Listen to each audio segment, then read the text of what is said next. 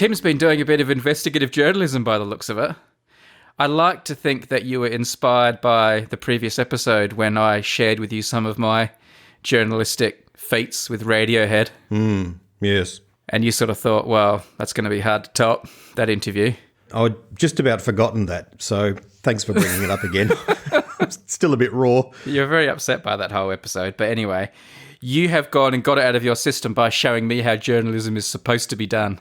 On the spot, ground zero, undercover. Yeah? What'd you do? All right. We were out shopping, and we happened to find ourselves in the jurisdiction of a bunch of retail shops. One of them was the former sofa shop. The sofa shop is your only stop for the sofa you need.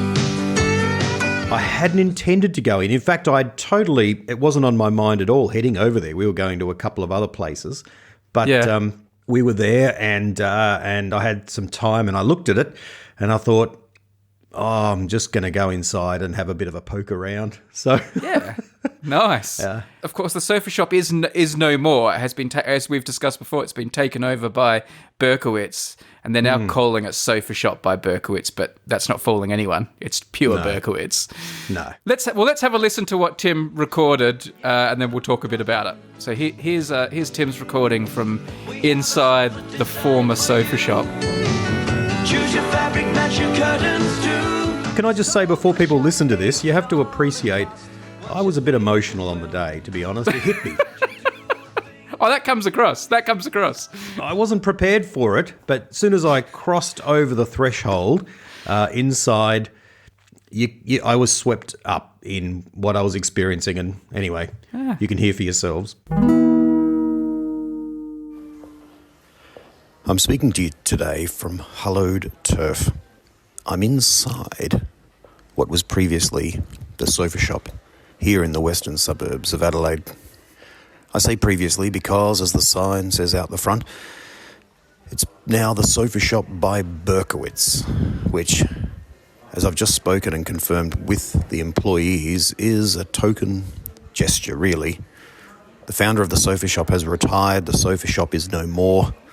It's just a lick of paint out the front next to a giant Berkowitz furniture, which it says is a family furniture company, but I mean, who can tell? This is a double insult too, because quite a bit of the turf here has been ceded to a new company. A wall has been built right down the middle.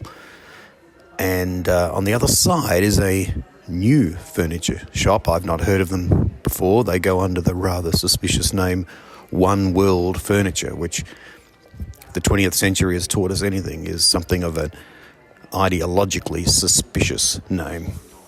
Who knows what they have in mind if they're trying to take control of a One World Furniture. But Berkowitz is here. They're set up, and as several of the employees have confirmed, they've moved over from the old regime to the new. They've become turncoats, trying to scrabble together a livelihood under the new oppressive regime of the Berkowitzes. It's quite moving and haunting walking around here, actually. You can feel the ghosts of sofas past, curtains too. It really is quite something. There's an eerie silence in the room, mainly because there aren't many customers, but also just the memories. The years, the service, the sofas, the cushions. There's just so much. And so much that's gone. I'm walking towards the exit now, probably for the last time. I don't think I can come back here anymore. Berkowitz Furniture, it's all yours now. Farewell, the sofa shop. Farewell.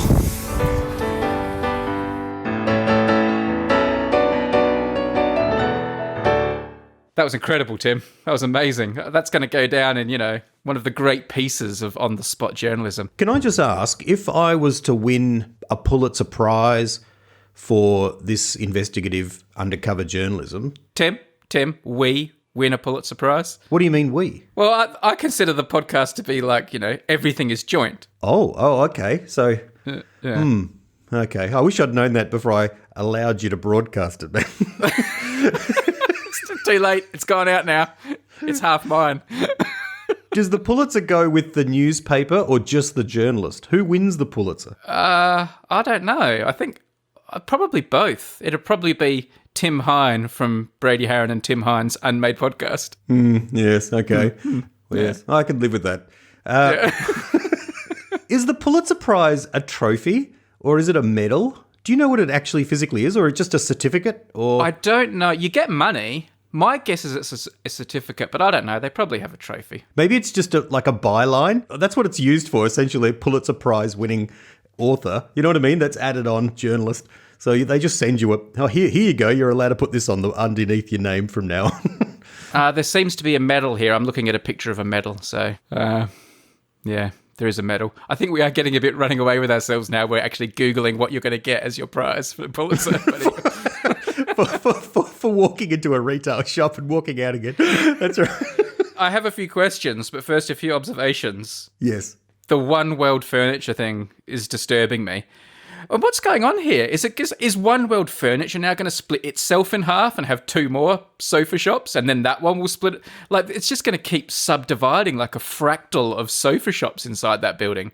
How many sofa outlets can they fit in one building? Oh, well, you couldn't justify calling yourself One World and there being two shops, could they? Like, it's like maybe they have the Northern Hemisphere and the Southern Hemisphere, and They're already half of a shop selling sofas. So the One World Furniture, when you're leasing half of a shop from another furniture shop, they're already on a losing battle there. I know. It's strictly. I know I did say half straight down the middle. It is more of a third. One World is slightly smaller than Berkowitz. You can see that Berkowitz have wanted to maintain a lot of the shop frontage, but a good third is carved off for One World. One World, unfortunately, was closed, and there were several people looking in the window, and so I had a bit of a look too, but I couldn't get a fair read on, what their sort of strengths and weaknesses and focus are. Also, I mean, if you are going to get a Pulitzer for this piece of journalism, it will surely be for the line, "Ghosts of sofas past and curtains too." That's one definitely for the fans. It was eerie. It was. I want to know, when they swapped over from Sofa Shop to Berkowitz, was it like all the old Sofa Shop sofas were taken out, like carted out one door, and then all the Berkowitzes were brought in and put in the exact same space? I heard they actually burned the Sofa Shop sofas on a huge pyre while all the Berkowitz family danced around it. It's like a total takeover. If so, those staff should be ashamed of themselves. Turncoats moving over to the other side. We are now going to show the Sofa Shop the full power of this fully operational Berkowitz store.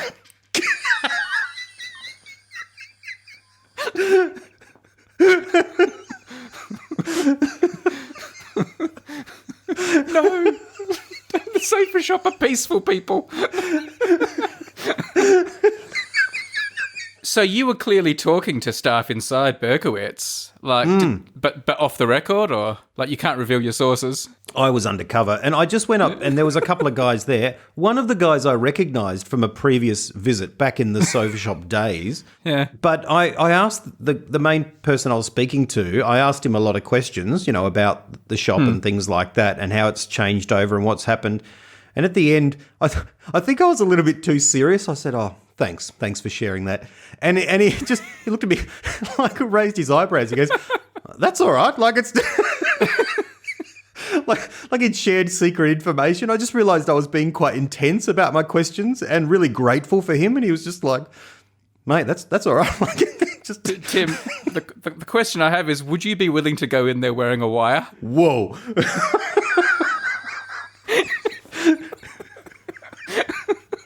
Man, it's traumatic enough going back in there anyway. I mean, I really thought I said goodbye the other day. They'll start patting people down before they tell them anything about the Sofa Shop. It's like I'm asking my questions and one of the other staff just starts talking into his sleeve, his shirt cuffs. Yes. Hang on, we've got a suspicious amount of questions. We've got another civilian here. Yes, that's right. here's the one remaining thing you have to do to really get the Pulitzer. You've got to get the phone number of the retired former owner, and we've got to get him on the show. That's a good idea. Yes, that's We'll a great idea. get him on the show for a joint interview. Yeah. He's a bit like Obi-Wan Kenobi, really, isn't he? He's sort of, part of the old world, and yet it'd be good to bring him back and have a chat. I think of him more as like the Henry Ford of sofas. They can have it in any colour as long as it matches their curtains. That's right. Much imitated. That'd be great if he pulled out photos of the early days and all the sofas were black, and they then someone came up with a bright idea. Why don't we vary the colours? And oh gosh. Imagine if his name is Sofa, and that's why it's called the Sofa Shop. Frank Sofa. Yeah. I was born for this game. When you're born Frank Sofa, you pretty much know what you're going to be doing with your life, don't you? We just need a name. Just who is he? We want to chat to him. We just want to reminisce about, selling sofas in Adelaide in the 80s and 90s. Tell him it's for a Netflix documentary we've had commissioned. Like a Last Dance Couch. type thing. The Last Couch. Would have been awesome to know what the last couch was that was sold at the sofa shop, like the very final one. Oh, yeah. That's got to be out there somewhere. I wonder if they can look it up in their records and we can go interview them as well. Like they've got the last one in their house. Yeah. I have friends who had one near the end, but in fact, I was sitting on it today, but it's not the very last one. Oh, show off. You're such a sofa dropper. I often just tweet where I'm sitting. Here I am. Yeah. Nice work, Tim. I'm proud of you. Thank you. It's tough, but I think it's important work. So, time for ideas? Yes. And you were sounding quite eager with your idea. Yes, I have an idea for a podcast. Now, I actually have a bunch of examples. You know how the best way to have an idea is to explain the idea and then give a whole bunch of examples. We do it all the time. Today is no exception. I have a bunch of examples for this idea I'm looking forward to sharing with you. But what I've decided I'd like to do is actually do the first example before I tell you the idea, because I just think it might work a bit better this way. All right. I'm going to set the scene with my example. The year is 1984, and I'm going to talk about probably one of the most iconic songs of the 80s. And I don't mean this one with this guitar solo.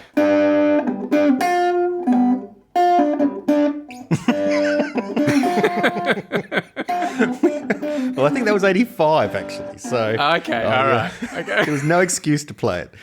No reason whatsoever. Well, there you go. You know me.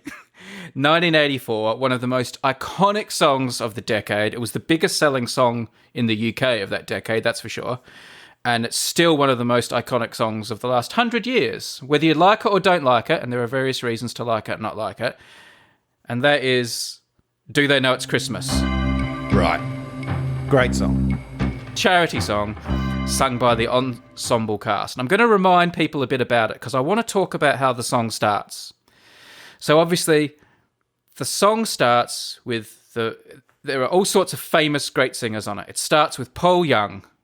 It's Christmas time. Christmas time, and there's no need to be afraid. And then we get Boy George, who was red hot at the time this came out. He was the biggest singer in the world at the time this came out. Yes. And in our world of plenty, we can spread a smile of joy. We can spread a smile of joy for your arms around the world at Christmas time. Great voice, great singer. And then the ante just keeps being up till we go. Next we have George Michael singing. But say a prayer. Pray for the other one. Then we have Simon Le Bon joins in, right? It's hard, but when you're having fun. And then of course we get Sting. Yes. The bitter sting of tears. A bitter sting of tears. Now here we go. And then quietly at first, your best friend, Bono joins in. He does. And the Christmas bells that ring there, all the clanging chimes are doom. And then he fires up the pipes. And at this point, he lets loose with the line of the song. Yep. It's iconic. It's one of the best sung lines ever, in my opinion. And I defy anyone who's listening to the song properly and is really paying attention and is into it to not get goosebumps at this point. I get goosebumps at this point every time I hear it. Well, tonight, thank God it's them instead of you. Yep. And then the song continues. Everyone knows the song, the famous chorus, "Feed the world," etc., etc. Now here's the point where we are getting closer to my idea for a podcast here, Tim. Can I just say, Because- I'm holding back about 10 stories and anecdotes I want to just throw in at this point. I know, and I deliberately told Tim to hold back the anecdotes, people, before we started recording, because that isn't the point of this, and you may yet have to hold them back, I'm afraid, Tim. All right? Well, maybe maybe I'll make my idea anecdotes from Brady's idea, so that Okay. I knew when I decided to talk about this song what a can of worms I could potentially be opening, and I need to hold back the Tim floodgates of stories. Because here's my idea. Because I've been listening to this song a lot in the last week or so for various reasons I won't bore you with. But I can't help thinking about all of these famous singers with these huge egos after the recording getting a demo delivered to their swanky apartment or mansion, and they're listening to it, and Paul Young's thinking, oh yeah, I sound really good, I'm really setting the tone here, really because it's quite melancholy and restrained, and Boy George thinking, oh yeah, I sung that really nicely, and George Michael thinking, oh yeah, I'm really in tune there, aren't I? And then when Bono comes in and absolutely steals the song with one line, Thank God it's them instead of you. those other people thinking, I didn't realise that was an option. That is the idea for my podcast. My podcast is called I Didn't Realise That Was an Option. And it's all about things and times and examples in life when you may or may not have followed one course of action, and only later on did you realise there was another better option available to you that you definitely would have taken if you knew it was there. You just didn't know it was there. Because I'm thinking all those people thinking, oh yeah, I want an early line in the song, and I want this part, and I want that part. And then when they listened back thinking, oh, I didn't, because it's such a restrained song at first, isn't it? It's so reflective. And then suddenly Bono gives it all this emotion and power and steals it from everyone. And the others thinking, oh, I didn't realise that there was a line that would steal the song like that. Because when you look at it written down, you could easily just think that's another nice line, And it's not until you hear it sung the way Bono sang it that you think, oh, that's the line. That's the line. I didn't realise that was an option for me. That's my podcast idea. I didn't realise that was an option.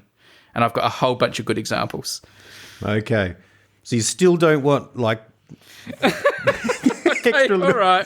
I mean, I think we could potentially get away. I think it's early in the idea to be getting away from the idea with all your pointless anecdotes about Do They Know It's Christmas. But how about after the segment, you tell your stories about Do They Know It's Christmas?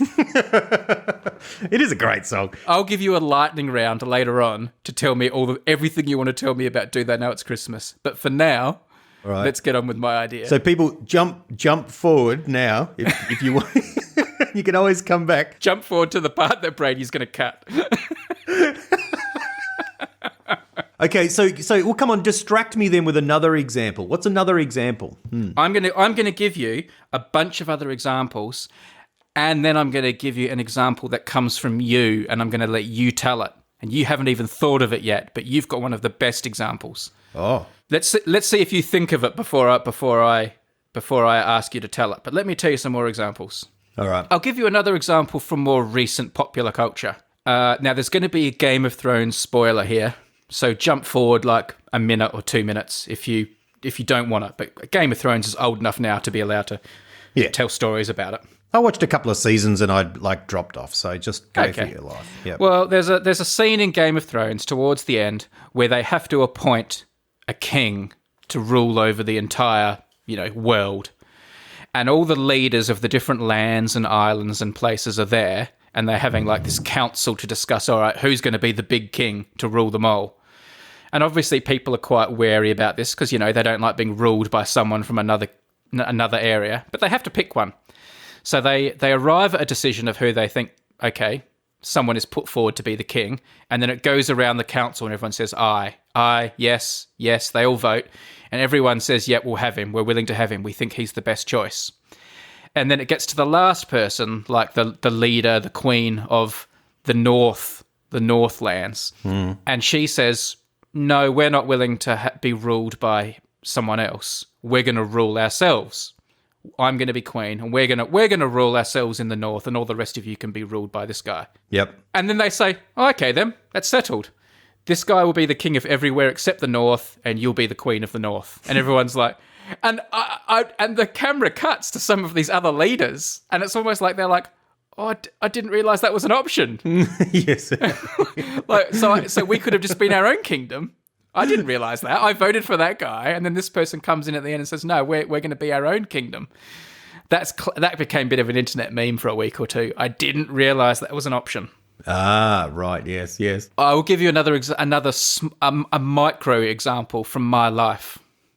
So when I was a little boy, for many years, my mum or dad would give me like 50 cents or $1 to go down to the corner store and buy what I would call mixed lollies, or you might call them sweeties or things like that.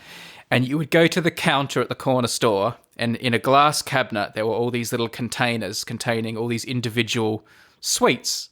And I had 50 cents to, get my fill. And the lady would get out a paper bag, and I would say, all right, can I have 2 mint leaves, 3 raspberries, 2 chocolate freckles? And she'd fill it up, and she was like keeping count in her head of what everything cost, because they're like 1 or 2 cents depending on. Yeah. And then I'd say, how much is that? How much is that? And she'd say, oh, you're on 32 cents. Oh, so I still had more. And I go, oh, can I have 2 more mint leaves? Yeah. 1 banana. How much is that now? All right, now you're on 46 cents. All right, can I? And it was tedious, and even I was finding it tedious. And I could tell, even at my young, tender age, when you're not that attuned to other people's emotions, I could even sense her impatience. Yep. But it was just this ritual we had to go through till I got to my 50 cents or my $1. And one day I was there about to order my lollies, go through this ritual again, and this other young boy was in front of me in the line, and he got to the counter. And I'd never seen another kid order lollies before, because this was quite a quiet store. And the lady came up, and he said, can I have 50 cents worth of mixed lollies? And then she just did it herself and just apportioned them out and gave him the bag. And it was all over in like 10 seconds. And I was like, I didn't realize that was an option. I thought I had to do them all individually.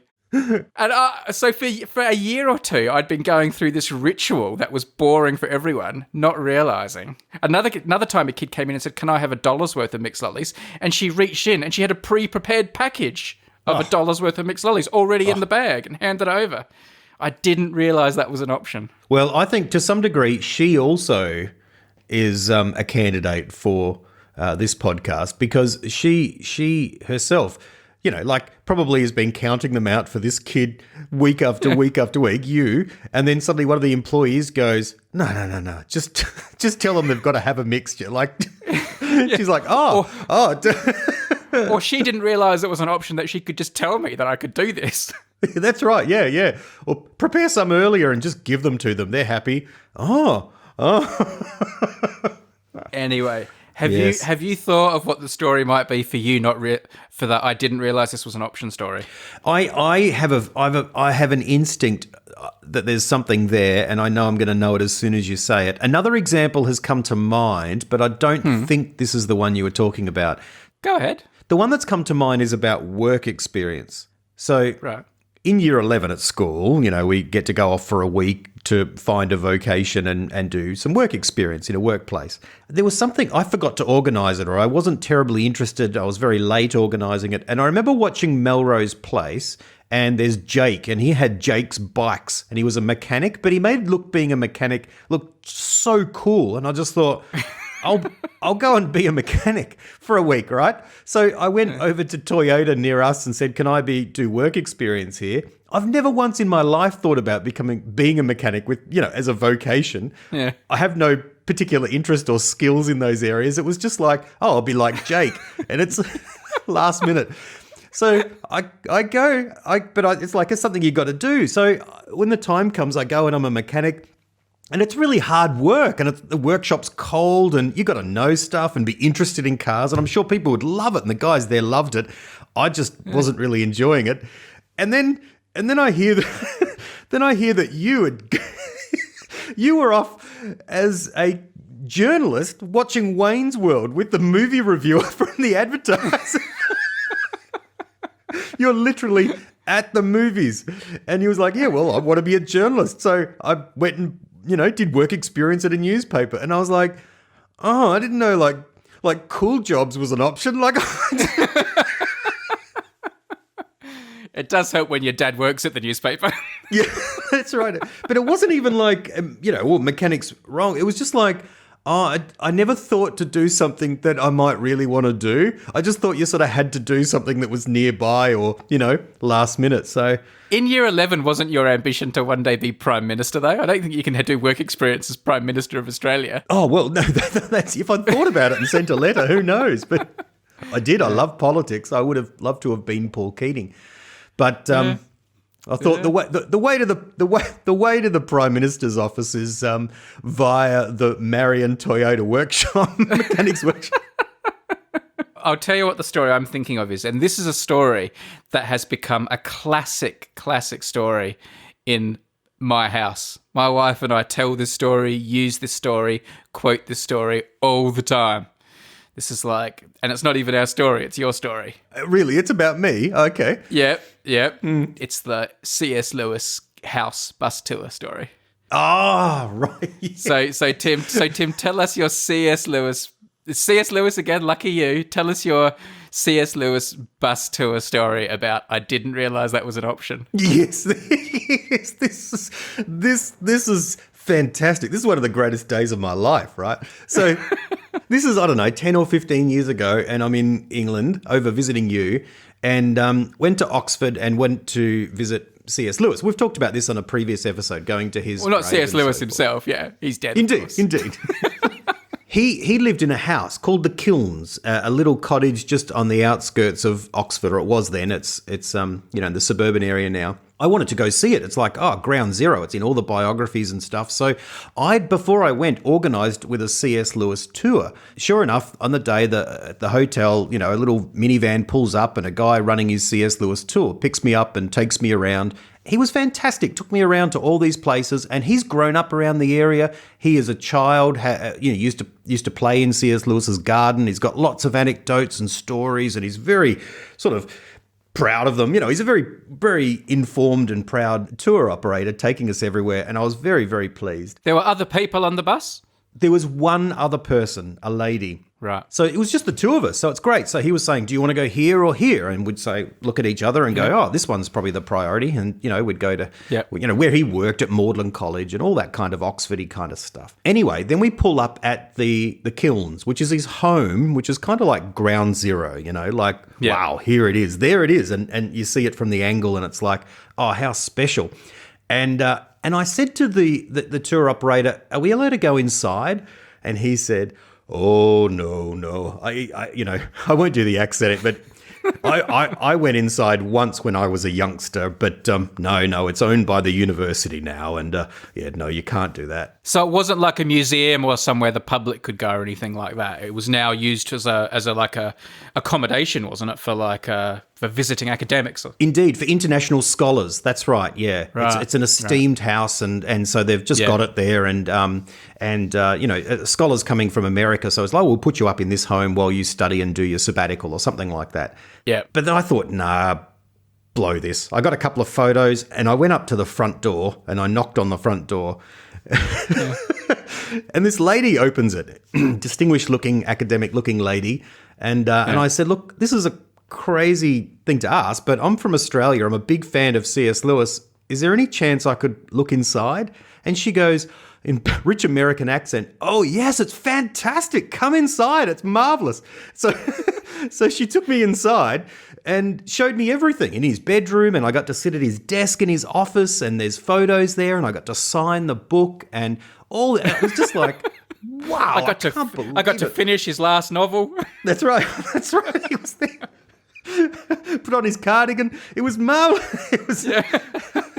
I can't tell you how excited I was. It really was. Yeah. It was like a dream. It really was like a What dream. about the other lady who was on the bus? Well, after I'd been inside for about 10 minutes, there was another knock at the door, and the lady went and opened the door, and it was the other person. She came in and said, "Oh, I saw you go in." And I said, yes, it's so cool. Come and have a look.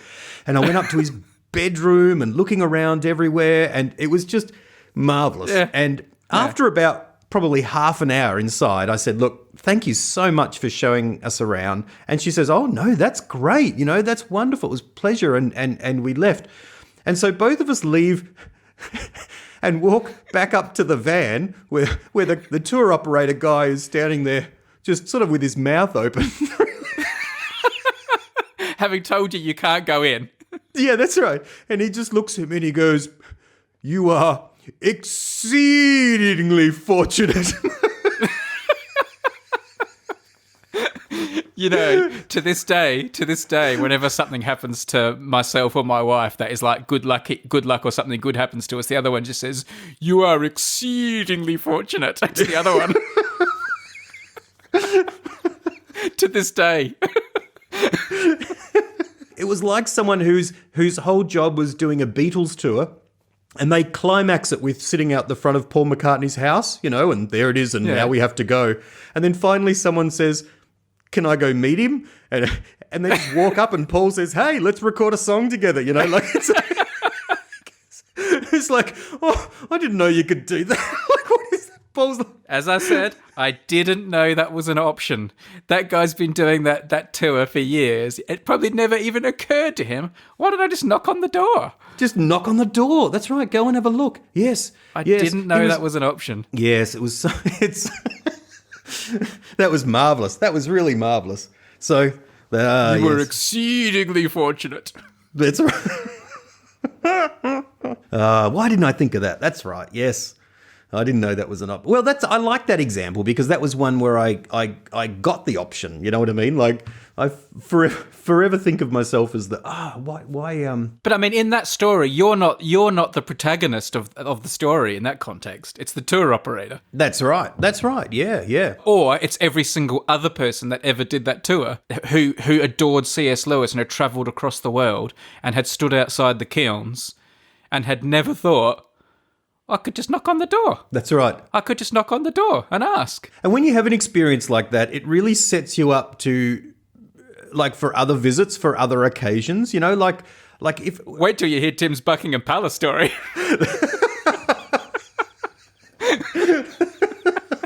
Oh yeah, no, that's marvelous. I think this is a good idea. This is a really good idea. This is a real come down after your fabulous story, but another example that I think a lot of people who listen to this could relate to, and I've had a few examples, is actually playing video games. Oh yeah. You can be stuck in a video game or something, and you could play a video game a certain way for years, and then when you see someone else play it, and they do some move or open some door or trigger some action that changes the way they're able to play the game that you didn't realise. Yeah. Like, I didn't realise you could jump up onto that thing, or you could hold that object, or you could do this or that. I remember the first time I ever played the video game Tomb Raider. We hired it. My mate and I hired it from a game store, and there were no instructions of how to play it, like buttons or what to press or what to do. And we had never seen it played before. And we ran around, and it was quite a boring game. We were just this lady walking around in this cave. And I reckon we must have spent 4 or 5 hours just walking around this cave trying to figure out, what are we supposed to do? Like, we've got guns, but we can't shoot anything. And there's nothing here, and there's nowhere to go. There's no doorway I can see. And we were just running into walls and jumping up onto things, and we couldn't make anything happen. And after about 2 or 3 hours, at one point, I was just pressing against a wall, touching a wall, like just thinking, what do I do? And I just pressed a different button, X or whatever button I pressed, at the right place at the right time. And suddenly Lara Croft, the character, like got down on her haunches and pulled this block out, like dragged the block away and revealed this doorway to a hole, and the game then got started. And it was like a whole oh my God, I didn't realise you could push and pull blocks. Like, I didn't know this was an option. I didn't know this was a thing you could do. And it completely changed the game from that point on. And we got it because we just didn't know how to play and what to press. And there have been so many other examples in games like that. You're playing and suddenly you press a button and something happens. I think of the scene in Raiders of the Lost Ark as well. Remember when that guy comes out with a sword and he's got a very elaborate and skillful sword, and you're like, Here we go. We know Indy's not much of a swordsman, but then suddenly he just pulls out his gun and shoots him, and you can just imagine all the sword guy go, we didn't know he was going to do that. So it's their guns, their guns involved. Yeah. What? All right, there we go, Tim. I've shared that one. Do you want your 5-minute Do They Know It's Christmas lightning round? Do you still need to get it out of your system? I would like to share a little bit, even though I think you're probably going to edit it out. I feel like I need to tell them because I can't now. Patreon bonus content. I tell you what, I will upload a version of the podcast to Patreon that doesn't have Tim's Do They Know It's Christmas as bonus content. So if you're a Patreon supporter, you can listen to the podcast without having to hear Tim tell these stories. For everyone else, I'm afraid you're going to have to sit through it. That was a joke. Patrons, don't go looking for it. No. Go on then, Tim. Go on. Well, what do you want to know about it? I mean, really, that's No, I don't want anything. You do. You want to know. What do I want to know? All right. What do I want to know about Do They Know It's Christmas? Well, let me start off by telling you, while you think, that... I should warn you that I know quite a lot, because I read all about it on Wikipedia last night. Oh, okay. You might correct me then. Yeah. I know that that Bono tells the story that he didn't want to sing that line. He's like, well, I don't know which line Bob Geldof's going to give me, because Bob Geldof wrote the song, and I don't want that one. That's the hard line. But then it was given to him to sing, and he sort of made it his own. But I then know that 20 years later they did another version of it to commemorate Live 8, which was another campaign, another big concert and all that, and it was, I think, 2005, of course it was, 20 years later. And in that time, someone else was going to do that line, and Bono got quite upset, and there was an online kerfuffle about, no, this is my line and stuff. He pulled rank, didn't he? He's like, it's my line. I'm Bono, and that's my line. So, Well, tonight, Afghanistan, instead of you. I do know that the first line of the song was supposed to be sung by David Bowie. It was written for him, but then he couldn't do it for some reason. Oh, there you go.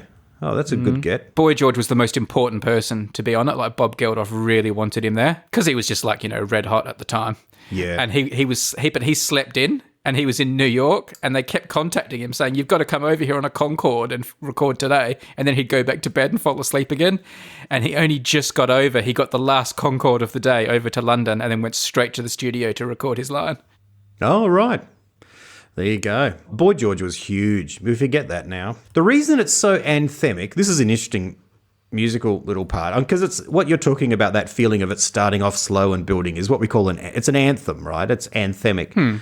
One of the things that gives it its power is one of the chords in it. There's a chord that's pretty common to a lot of these songs, particularly in rock music, and it's D minor. And D minor it's my favorite chord. It's a beautiful chord. And in a lot of these kinds of songs, a lot of Leonard Cohen, it has a sadness and a sweetness to it at the same time. And it comes in at Bono's line. It's a very U2 kind of line in some of their stuff as well. But you sort of, it sort of hits that Bono note as well as being, the line and Bono's voice and all that. Yeah. For those of you listening who want an excellent example of that, here's Tim playing Money for Nothing in D minor.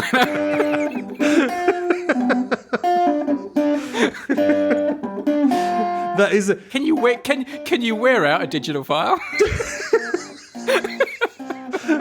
I wonder if we can release that as a 45 and and sell as vinyl to wear it out. You know I can do it. That performance gets a D minor in another sense, actually. Maybe the time has come to press that into vinyl. Wow, a little 45. That would be incredible. Yeah. Oh dear. Well, there goes my week.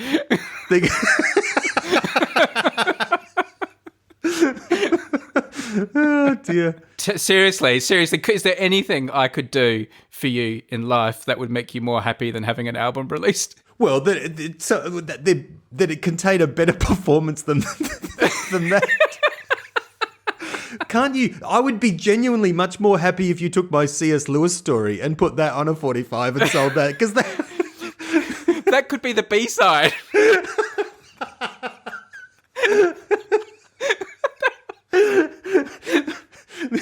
This Christmas, our number one is Tim's C.S. Lewis story with some unfortunate crackling music on the A side. Oh, I love the idea of that being the B-side. You've sold me on the idea now. There goes our budget for all of June. You weren't wanting to be paid this June, were you? Okay. We need this to be a hit, people. If we do this, it really does. You know how the US came up with their version, right? For USA, for Africa, We Are the World. Yeah. That's such a crap song, isn't it, really, compared to this? We are the children. We are the ones who make a brighter day. So let's start giving. Well, a lot of people thought Do They Know It's Christmas was a crap song. Initially, it got quite panned. Like the papers were calling it a Christmas turkey and stuff like that. But I actually think it's a fantastic song.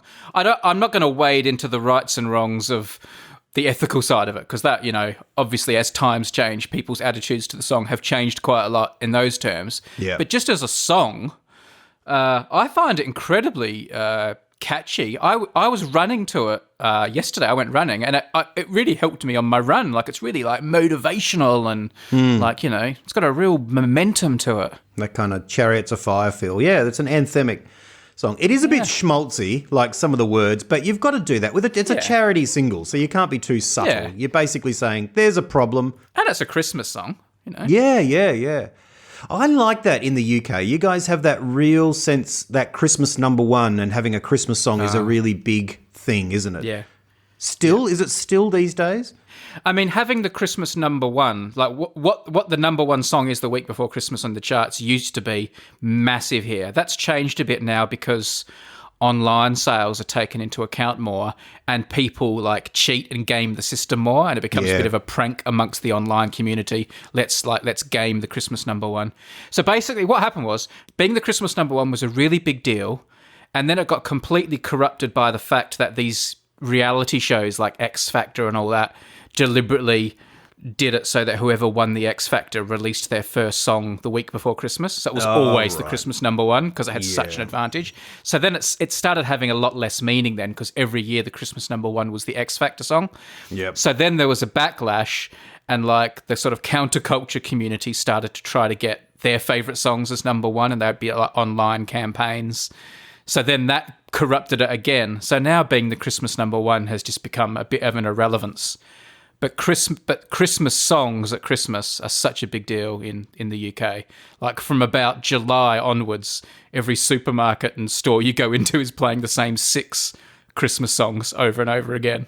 Yep. Including Do They Know It's Christmas? It's interesting looking back through the Christmas number ones. There's some interesting, like the Beatles are in there, for instance. And there's a lot of, there's Pet Shop Boys, Always on My Mind. That's a great version. Here's the one I was thinking of, Cliff Richard's Mistletoe and Wine. I love that song too. That's a classic. There's some pretty awful songs. Michael Jackson, Earth Song. That's a pretty overblown song. There's a couple of 3 Spice Girls in a row. There we go. Rage Against the Machine, Killing in the Name. That's got to be one where it was gamed. 2009. That was that was what started it. That's what started the whole gaming. There was this huge campaign for Rage Against the Machine. Yeah. Right. Okay. Yeah. Yep. Yeah. It's much safer ground back in the 80s. Well, you couldn't game it then. You couldn't. You had to actually go to a shop and give someone behind a counter money. And like people on the internet are a lot. They're a lot. They like being rebellious, but only if it's like low friction. Yeah, fair enough. There we go. Okay. Well, there you go. I think I ended up telling more stories about Do They Know It's Christmas in that little segment. I did. I gave you a fair bit of spotlight there. Let you shine. Yeah, thanks, man. Thanks. I think you were intimidated by my Wikipedia knowledge. That's right. That's right. Your turn, Tim. Your turn for an idea. Oh, yes, indeed. I thought that was my idea, but anyway, that's your idea. Here's an idea that was sparked a little bit by a SMS conversation with you last night. My idea is called Zero Views. And I was struck by the idea as we were chatting about YouTube clips that have literally 0 views. Fantastic. Fantastic idea, Tim. Yeah, I love the idea of finding... I'm not and you haven't ruined the name as well. I thought normally you would then find some, video that had 0 views called, my favorite pet monkey, and you would call the podcast My Favorite Pet Monkey or something. Yes, but you've actually given it the right name as well. 0 views. I like this idea for a few reasons. One is, there is just a wealth of YouTube material out there that people have put on. Some of it gets millions of hits, and you're right in the zone for that. And of course, a lot of it is watched by 1 or 2 or 3 people. And I'm interested by a clip that has 0 views. So not even the person who put it up has gone back and checked it out 1 or 2 times. You've really got to wonder. But it's out there, and it's data, it's art, it's information. Yeah, and sometimes it's not just. Sometimes people have put a lot of effort into it. They've crafted it and edited it and put music to it and graphics and effects and all sorts, and then put it up, and then not a single person has ever watched it. That's right, which is sad. Well, there's a little tinge of tragedy to it. There is also a lot of stuff that's just, there's a reason there's no views. Here's, a lot of tourist footage. Here's us standing outside C.S. Lewis's house, some guy's knocking on the door, and it's just I'd like to go there. I'd look at a nice photo, but I don't need to see you and, you know what I mean, your thumb and wherever you happen to be. So there's a lot of that kind of stuff as well. But I like the idea of talking to the person, finding the person and following back and saying, tell me the occasion around this footage. Where is it? What happened? How did you come to why did you put this on YouTube? Why didn't you just look at it yourself on your phone and go, oh, that was a good day? Why did you want to share it with the world? There's also a nice symmetry to the idea that, of course, you would be drawing attention to it. So you would be putting the spotlight on something that has 0 views and lifting it. It would suddenly gain a whole range of views. There's a whole sort of Schrodinger's cat thing going on here, isn't there? That the act of observing sort of affects the experiment sort of thing. Well, that's right. Yes. But in a good way, in a way that's affirming for the person as well. Yeah. This innocuous little piece of footage becomes, I love it, maybe viral or interesting, or at least the focus of genuine, serious conversation. 0 views. I love this idea, Tim. There's not a whole lot that I immediately think to say about it because it's so self-explanatory. It would just be so much fun to see what it throws up. And you're right, tracking down the people would be fun. Have you ever uploaded a video to YouTube, Tim? I have once, many years ago. It was a talk that I gave somewhere and related to church ministry, like a conference, a small conference. And I had the footage somehow. I don't remember how, but I remember using it and trying it out and putting it online. And it's still there. It's a long time ago and I have terrible hair, but I've never done it since. How many views? I have no idea. Is it more than 0? Well, you watch it every morning before you get out of bed. I make the kids watch it. Here we go, guys. I don't know. It would be like I don't know, 20 or 50 or something like that. I don't think there's any. Yeah. Oh, there's a part 1 and part 2, so it's a bit of an opus. It's That's stupid. Was this when there was a limit to how long a video could be, or? Oh, I guess so. Yeah. Look, I've part 2's here. It's got 140 views. It doesn't link to part 1 though. People have probably seen it. It's gone viral. If there's 140 views, it's gone. It's huge. But I remember putting that up. Just really, it was like, oh, can I do this and how does this work and all the rest of it. But I have no. I did that once and it turned into my career. I've found part 1 here and it's got 294 views. So there you go. Okay. And in 2008. But do you know what that means? Twice as many people watch part 1 and half of them just went, "No, I'm not watching part 2." Like, Do you know what? That is actually quite a good conversion rate. from part 1 to part 2, is it really? Yeah, I think that's quite good.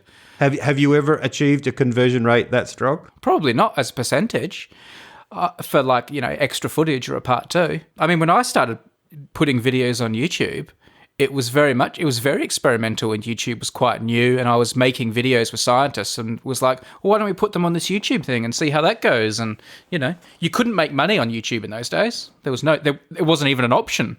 Yeah, Things right. like that, So it was, There you go. that's how it all starts. And That's how it all starts. you have literally, and I'll say it so you can be humble. You've had 1 billion views on YouTube, haven't you? With all your channels and stuff. Just a few weeks ago, went past 1 billion across all channels. That's staggering. I've had, well, if you add up 294, and what was the other one? Yeah. 140. 100 and 300. Yeah. There we You're go. coming up to the 500. What are you going to? Are you going to do something to celebrate the 500? Well, I imagine YouTube will send me some sort of plaque or certificate or something.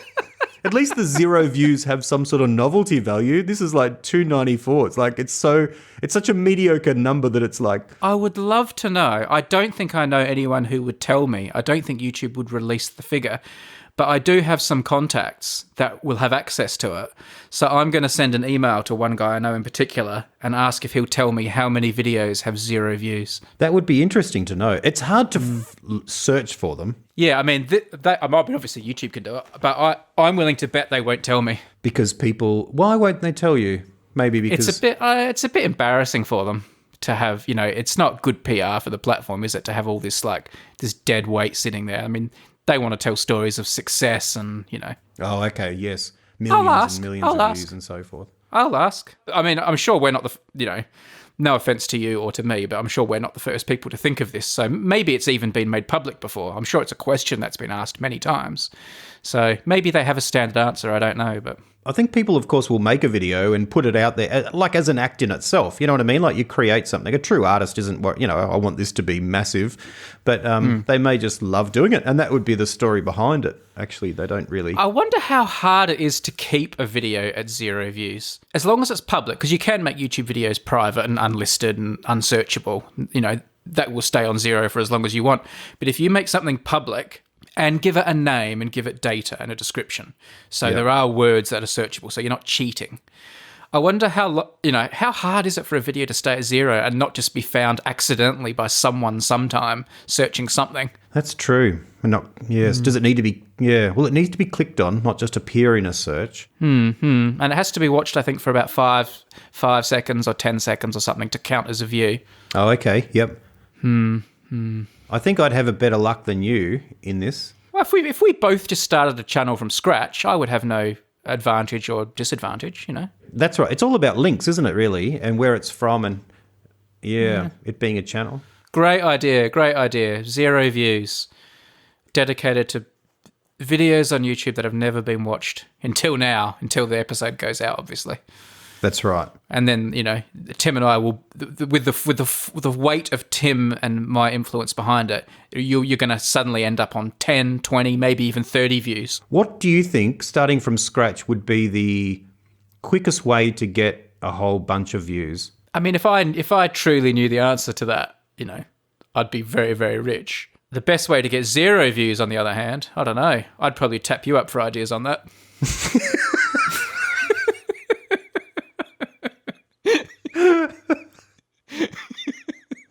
Part 3 of this talk might get close. I think it's... Previously unrelated. Director's cut. Director's commentary on those videos. Shall we link them in the show notes? No. Could you handle? Are you gonna keep them hidden? People are gonna find them anyway. People are going to find them. If they want them, they got to go finding them themselves. That's right. They're not going to get any help from me. No. All right. No. I'll give you a hint though. If you want to find them, search number file.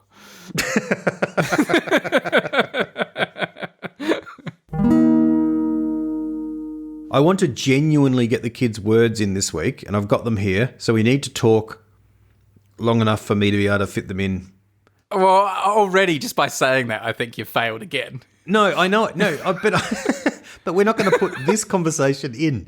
So, Oh, right. Okay. No, we're not going to put really- this conversation in. Tim, we are so putting this conversation in. No, I've been looking. I've remembered. If you wanted to genuinely get them in, you should have dropped them in genuine conversations. There has been no opportunity. They are very specific words. Tell me the words and I'll tell you where you could have put them. Okay. Dog, And what's the other one? Paws. So how's Audrey doing? What, you mean my dog with paws? That's right. Have you got Audrey in the room? Does she come in and wander around while you're recording? Sometimes she's in the room, but she hasn't been today. Less often she's in the room these days. She's more happy sitting in the sun by a window. And I guess her paws don't make a sound that can be picked up by the microphone, so... No, her paws don't make a sound. Her paws don't not make the sound of paws because she's a good dog. Audrey's my dog, for those who don't know. My dog with paws. So to finish the show, we're trying something a little bit different. Oh, yeah. We're going to do an advertisement, but this is an unpaid advertisement. This is an act of nepotism for another podcast that is made in my household that Tim and I would love you to go and check out. Yes. It's called the Britain Get Talking podcast. It's made by ITV, a big broadcaster in the United Kingdom. Britain Get Talking. And it's actually a podcast about sort of mental wellness and well-being and the positivity of talking to people about issues in your life. And the idea is these are interviews with quite like famous people in Britain. Yep. Like the first few episodes have got some really big names. The one that I'd recommend is probably the first ever episode, which is with a guy called Tom Bradby, who's a big famous newsreader in the UK. Like he's on the news at 10. And he actually took a few months off work recently because he was having real anxiety issues and like couldn't sleep. And it actually was like quite a big news story when Tom Bradby kind of, disappeared from the screens because of this problem he was having. But he's been really frank about it and spoken a lot about it and the importance of talking about these issues and making them more public and removing the stigma and stuff. And he's a really great talker and he speaks really frankly about it on the podcast. So I'd recommend go and listen to that one, or maybe the Dr. Range one. It's called Britain Get Talking. It's made by ITV. If you search for Britain Get Talking, you should find it. Champion. That's great. Can I also say we would love it if you would if you like it and listen to it, write a review. But even if you don't want to write a review, it's no effort. Just, if you're liking it, to give it a rating. 5 stars is better than 4. But please don't go on there and make like jokes, talk about like, me and Tim and Unmade podcast. Just like treat it as its own podcast, like, because there's nothing worse than making something and then having some other community come in and, be stupid about it. So, Yeah. please go there with serious intent and have a listen. And if it's something you want to comment and rate and listen to, then do. And if not, that's fine. But, please don't be silly about it. Be silly on some of Brady's other channels instead. Yeah, be silly. If you're going to be silly about me, do it. Yeah, do it on my podcast and my videos. Don't go and do it on someone else's. But if you do want to check it out, Britain Get Talking. It's really, really excellent. I've really enjoyed it. I think it's very worthy. I'm looking at it and it's got a campaign with a goal to get 10 million people to take action to improve their mental or physical health by 2023, supported by Young Minds and Mind. That's kind of the overall ITV campaign, not just the podcast. Oh, indeed. Okay, so the podcast is part of that. Yeah, I'd be pretty impressed if the podcast gets to 10 million people. But you never know. Thanks, everyone. And thanks, Tim, for letting me steal a bit of Unmade podcast airtime to push that barrow. Very worthwhile. Very happy to support. Anything you want to promote while you're here, or do you just want those 2 videos of yours again? Or your soon to be released album? I'm just thinking of all the other things we could have put on it, like Sofa Shop and... There is a whole album. Maybe it's more than a 45. it's expanding into two albums now. It's an anthology. Double album. That's right. Double album.